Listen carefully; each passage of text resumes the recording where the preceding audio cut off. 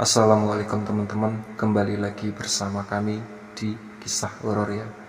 Kali ini saya akan bercerita Gending Alas Mayit Pengkhianatan episode 16. Sebelum cerita kita mulai, alangkah baiknya tekan tombol subscribe, like, dan komen. Dan jangan lupa aktifkan loncengnya agar kalian yang pertama mendapatkan notifikasi saat saya upload video terbaru.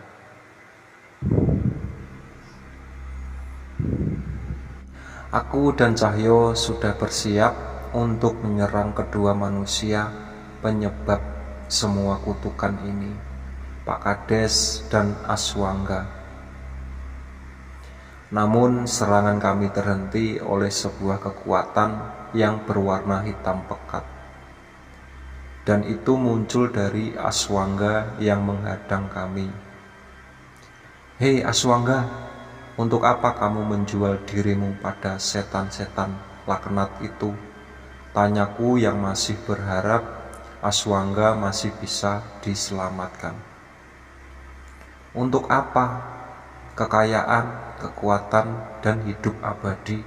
Tentu saja untuk itu semua," ucapnya sambil tertawa meledekku. "Saat ini tidak ada satupun dari kalian yang bisa mengalahkanku," lanjutnya. Aku heran mengapa Aswangga menjadi percaya diri seperti itu. "Danan, lihat, bukannya itu anak buah Aswangga," ucap Cahyo sambil menunjukkan pada setumpukan mayat yang dipersembahkan di sebuah candi. "Edan kowe, anak buahmu sendiri kamu jadiin tumbal." Cahyo merasa emosi dengan perbuatan Aswangga. "Itu salah kalian, kalian tidak mengacau. Aku tidak perlu menumbalkan mereka untuk mendapatkan kekuatan ini." Aswangga memamerkan dirinya yang diselimuti kekuatan hitam. "Hadapi aku, akan kuhabisi kalian satu persatu." Suara gamelan mengiringi mulainya serangan Aswangga kepada kami. Sebuah pukulan mengarah kepada Cahyo dan membuatnya terpental.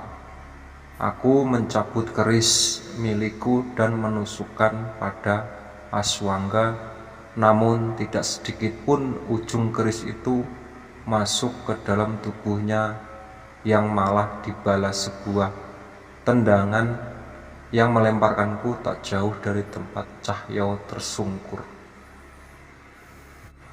"Kamu mengorbankan nyawa anak buahmu cuma untuk kekuatan seperti ini?"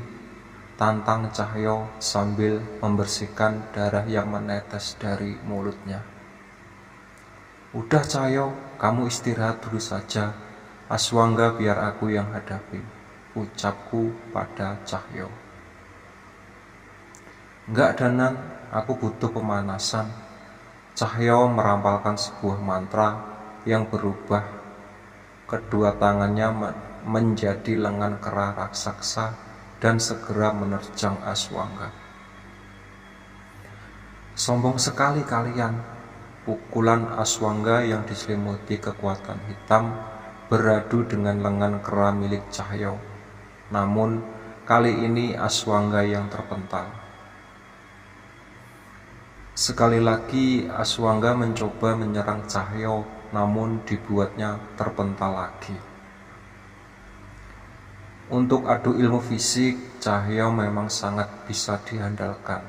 Hampir semua serangan Aswangga dibuat terpental Cahyo. "Brengsek, tidak mungkin kekuatanku kalah," ucapnya yang disusul dengan pukulan berikutnya dari Cahyo. "Menyerah saja, kekuatanmu tidak mungkin bisa untuk mengalahkan kami," ucap Cahyo memperingatkan Aswangga.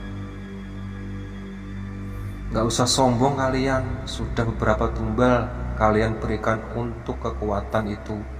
Aku memberi lebih," ucap Aswangga sambil menoleh pada Pak Kades yang melihatnya dari belakang. Wajah Cahyo terlihat emosi sekali. Pukulan diarahkan pada Aswangga dan membuatnya tersungkur di tanah. "Tunggal, seenaknya kamu bicara. Gue pikir aku mau menggunakan cara biadab itu," ucap Cahyo sambil menghampiri Aswangga dan mulai memukulinya lagi. "Kamu tidak tahu beberapa ribu hari puasa yang dilakukan oleh Danan. Kamu tidak tahu beberapa ayat suci yang dihafalkan dan dilantunkan Pak Sardi. Kamu tidak tahu berapa banyak yang sudah ditolong oleh mereka, hingga Yang Maha Kuasa menitipkan kekuatan ini pada kami untuk menolong orang yang lebih banyak lagi." Cahyo berusaha menyadarkan Aswangga.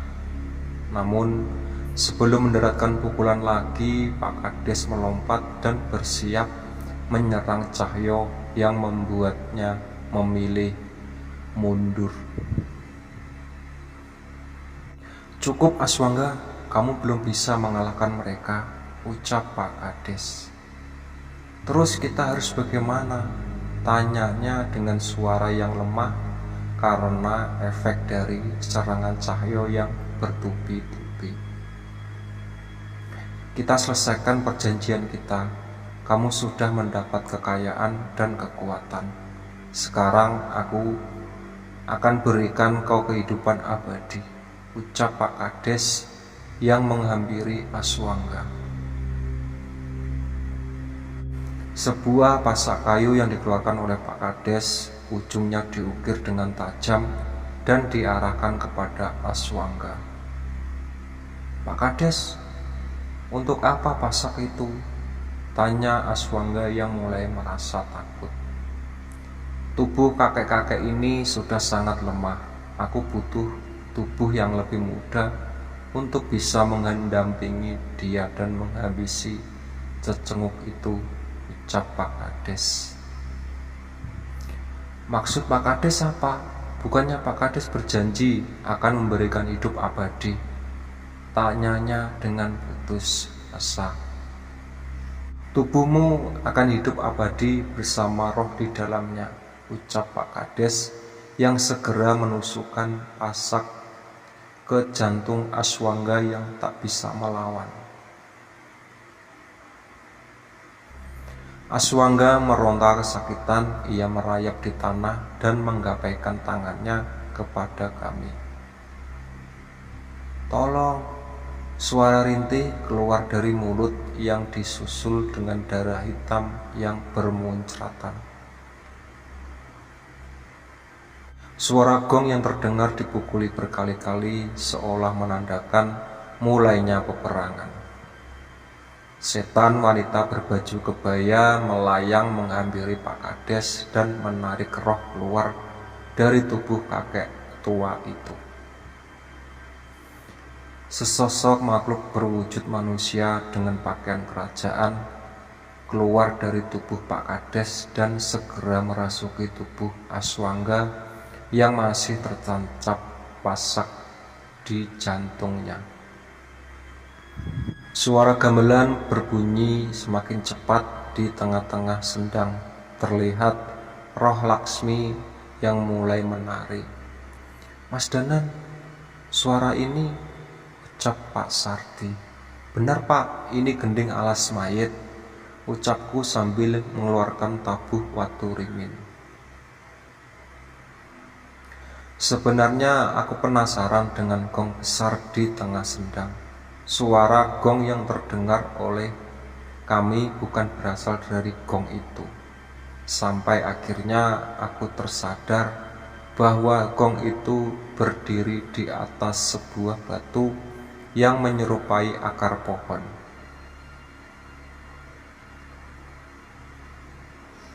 Oke ya, itu tadi cerita dari Gending Alas Mayit Pengkhianatan episode 16.